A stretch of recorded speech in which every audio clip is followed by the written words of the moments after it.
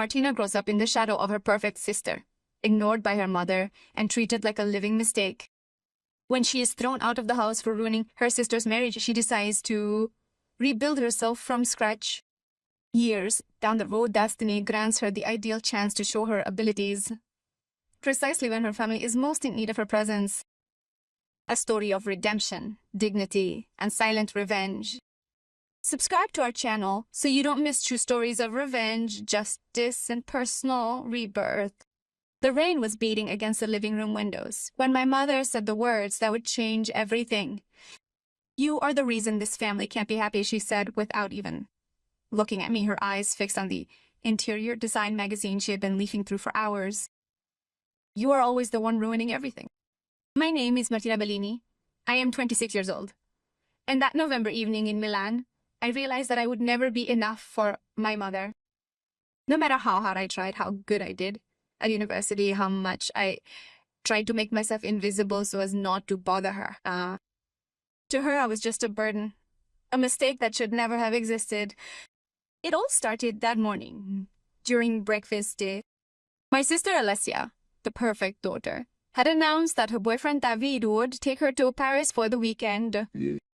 Mom had applauded with emotion, while Dad had smiled proudly. I'd stayed silent, spreading jam on my toast, knowing full well that any comment of mine would simply be superfluous. "And you, Martina?" Dad had asked, more out of politeness than genuine interest. "How are your studies going?" Before I could answer, Mom had interrupted her studies. Always her studies. While Alessia was building a real life with a real man, she was locking herself in the library like a nun. What good was a degree if no one wanted to marry you?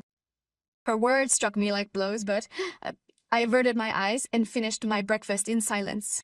It was always like that. Alessia, 29 years old, beautiful, elegant, engaged to a successful lawyer, was the star of the family. I, 3 years younger, a business administration graduate with honors, was the living disappointment. Hit the like button and subscribe to discover how this story of profound humiliation evolves into a triumphant victory. The actual catastrophe had unfolded 2 weeks later, coinciding with Alessia's wedding day. The ceremony was to take place in a villa on Lake Como, an event with 500 guests that my mother had organized for an entire year. I was supposed to be the maid of honor, a role that had been assigned to me more out of obligation than affection. The morning of the wedding, Alessia had entered my hotel room with red eyes. "I have to talk to you," she had whispered, closing the door behind her. I had made a huge mistake. She had sat on the bed, shaking. "I kissed Luca last night. Davide's best man. I don't know how it happened. We were drunk after the rehearsal, and... Martina, what do I do? If David finds out, it's over." My heart had stopped. Luca had been Davide's best friend since childhood. This wasn't just a betrayal, it was a bombshell that would destroy everything. "Alessia, you have to tell Davide. Before the wedding. You can't marry him with this secret." She shook her head violently. "Are you crazy? Mom would kill me. He spent a fortune on this wedding, and then Luca and I were just a moment." "It doesn't mean anything. It means everything," I had retorted. "David deserves to know." Alessia stood up furious. Typical. Always quick to judge, always. So perfect in your principles. "But you know what? You don't understand anything about love. Nothing about real life. Do stay in your ivory tower filled with your economics books, but I just want to live." She left, slamming the door. I stayed there still, wearing my bridesmaid's dress with a broken heart. I knew what I had to do. I could not permit Davide to marry my sister without knowing the truth. I found him an hour before the ceremony, nervous in his tuxedo, adjusting his tie in front of the mirror in the suite. "Davide, can I talk to you for a moment?" What happened next was a nightmare. David had listened in silence. As her face turned from white to red then, he had exploded. He had confronted Alessia in front of all the guests who were arriving, yelling, accusing, denying everything. While she wept, she painted me as a jealous liar whose intent was to spoil what should have been a truly special day. Mom had arrived like a hurricane. She'd hissed at me, her voice a sharp whisper, squeezing my wrist so tightly it actually hurt. "What the hell did you do, Martina?" I told the truth, I had replied, trying to break free. "Alessia kissed Luca last night. Davide deserved to know." The blow was so hard that I could almost taste the metallic tang of blood forming in my mouth. "Liar!" Mom had shouted in front of dozens of people who were watching us in shock. "Envious liar. You can't stand that your sister is happy, can you? You can't stand that you're always second best." "Mom, I'm quiet." Her scream had silenced everyone. "Get out of here immediately. You are not my daughter anymore. I don't want to see you anymore." Dad had intervened, trying to calm her down, but she was unstoppable. "It's either her or me, Roberto. Choose. It's a matter of choice. Either that venomous viper leaves this villa and our lives, or I depart." Dad had looked at me, and I could see surrender in his eyes. "Martina, maybe it's better if you leave just for today. Let things calm down." But I knew it wasn't just for that day. As I went back to my room to get my things, trembling and with my bridesmaid's dress stained with tears, I realized that my life with that family was over. And you know what? I was right. Luca, under pressure, had confessed everything. The wedding had been annulled. Jogo 50,000 euros wasted. The family's reputation ruined. And the fault, of course, was mine. Write in the comments what you would have done in my place and subscribe to see how this story evolves. That evening, in my small rented room in Lambrate, which I had found at the last minute with only one suitcase and €300 in my account, I had cried for hours. Not for the cancelled wedding, not for Alessia. I was crying for the mother I had never had, for the love I had never received, for that family that had expelled me like a virus. But then, towards dawn, something inside me had broken and recomposed itself differently. Stronger, harder. If they wanted me to disappear, fine, but I would disappear only to re-emerge in a way they would never forget. I finished my degree in 6 months, working nights in a bar and studying during the day. I completed my university studies with honors, and a thesis examining the financial analysis of technology startups. My professor lauded it as exceptional. I sent my resume to 50 companies.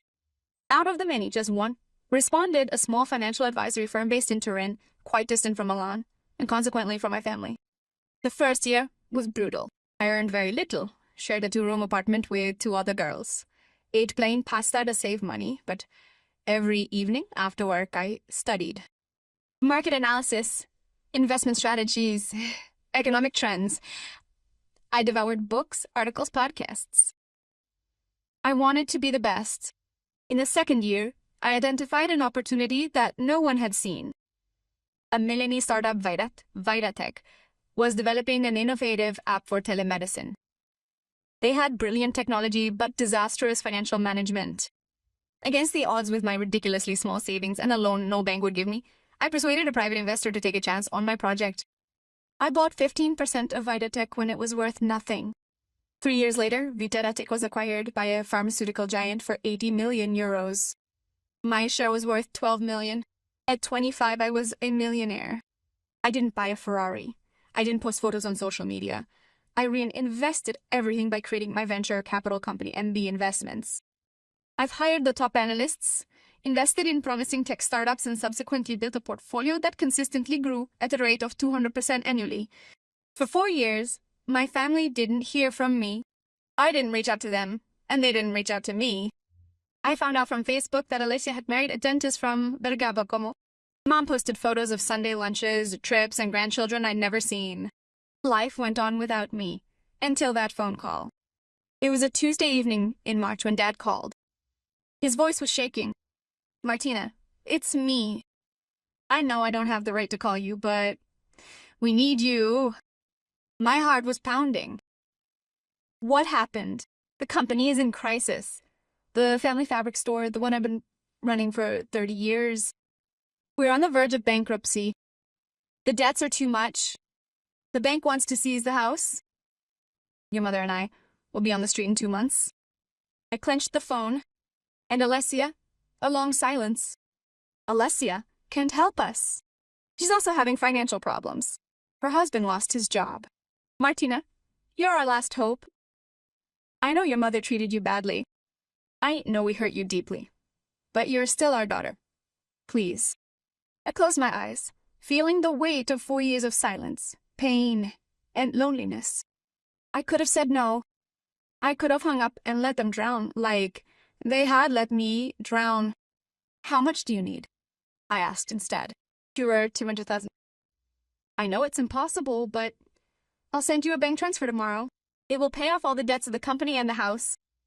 Silence. Then, Martina, I don't know what to say. How can you have that amount? Why in the world did I do something you always told me I would never do? I built something on my own. I hung up before she could answer. The next day, I made the transfer. But I added one condition.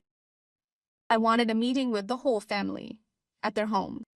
The following Saturday, when I arrived in front of the family villa in Monza, in my electric Audi and my Tyrrell Armani, I saw the curtains moving.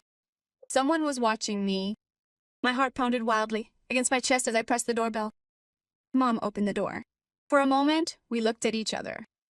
She had more wrinkles, more gray hair. She seemed smaller, more fragile than I remembered. Martina whispered, "You are beautiful. Can I come in?" She stepped aside. The living room was exactly as I remembered it. Same sofa, same carpet, same paintings. Dad was sitting in the armchair, Alessia on the sofa with her husband Marco next to him, holding a little girl who was maybe 2 years old. "Hi," I said, remaining standing. Alessia stood up, her eyes shining. "Martina, thank you. Thank you. Dad told us what you did. I don't know how. I didn't do it for you," I interrupted. My voice was firm. I did it for Dad, and because despite everything, I still feel attached to this house. Mom sat down slowly, her sleeves shaking. "Martina, I have to apologize for everything. For the way I treated you, for the horrible things I said to you, for throwing you away. 4 years, I said. 4 years without a phone call, without a message, without even a thought. You erased me. We were ashamed," Dad whispered. "After Luca confirmed everything, after we realized you had told the truth we didn't know, how to look you in the face. And then time passed, and every day that passed made it harder to call you." Alessia came closer, tears streaming down her face. "Martina, that day on the lake, I lied. I lied, knowing it would destroy you. I was a coward, selfish. You did the right thing, and I punished you for it. I'm sorry. I feel so terrible." A strange loosening took place inside, but it wasn't forgiveness. Not yet, anyway. It was just plain tiredness. "Do you know what the worst part was?" I said softly. "Failing to be kicked out allowed me to finally understand that you never truly cherished me, that I had always weighed heavily on you, always been a burden, always been the wrong choice. Marriage was just an excuse." Mom started crying, her face in her hands. "It's not true. I loved you. I love you." But I was so focused on Alessia, so convinced that she needed more attention because she was more fragile. And you were so strong, so independent. I thought you didn't need me. "I needed you," I whispered. And finally, I felt the tears coming, too. "I needed you to see me, to tell me that it was okay to be different from Alessia, that I was enough just the way I was." She stood up, shaking, and came closer. "Can I hug you?" I hesitated, then nodded. Her arms wrapped around me, and for the first time in 4 years, I felt something that felt like home. It wasn't perfect. The pain didn't go away with the hug. But it was a start. Over the next few months, we slowly rebuilt. I helped Dad restructure the company, modernizing it, bringing it online, and making it competitive. Mom started calling me once a week, short but genuine conversations. Alessia and I had coffee together, talking about real things, not just superficial things. A year later, I was back in the family living room, this time to celebrate my 28th birthday. Mom had made my favorite cake, the lemon one she always made when I was a little girl. "I want to make a toast," she said, raising her glass. "To my daughter, Martina, the strongest, most intelligent, and most generous woman I know. You saved my life. not just financially, but emotionally and spiritually. You taught me the true meaning of motherhood. My little love, I'm so incredibly sorry that you had to wait so long to hear me say these words. Looking back at that imperfect, wounded family, I see how much they have struggled, and yet how resilient they remain. Their journey to rebuild is truly inspiring. It's not the revenge I once envisioned in my small room in Lamprecht, the fantasies of a triumphant return to humiliate them, that matters now. That's a distant memory replaced by something far more meaningful. I invite you to share your thoughts in the comments below. Would you forgive your family after years of rejection? And be sure to subscribe for more inspiring stories like this. The true measure of success isn't outward appearances, but the peace of mind that comes from building a life entirely on your own terms, regardless of the naysayers who told you couldn't do it. Today, MB Investments manages a portfolio of 150 million. I own a beautiful villa in Como, the very same area where I was once abandoned in my marriage. I have a life filled with joy, purpose, and accomplishment. Mine. And when Mom calls me to ask if I'll come over for lunch on Sunday, I always say yes, not because I have to, but because I choose to. And this difference, this freedom of choice that I once didn't have, is the sweetest revenge I could ever have. Because the real victory isn't making them regret it. It's becoming so complete, so strong, so happy, that their past rejection becomes irrelevant. I didn't win the moment they apologized. My true victory came when I realized I could finally move forward without their apologies. This is my story, a tale of a forgotten daughter who transformed into someone who will never be ignored again, not out of a desire for revenge, but in the pursuit of justice. There needs to be justice for that 22-year-old girl who was crying alone in a strange room, believing she was worthless. Today I whispered to her, "We made it, and it was all our fault." The end.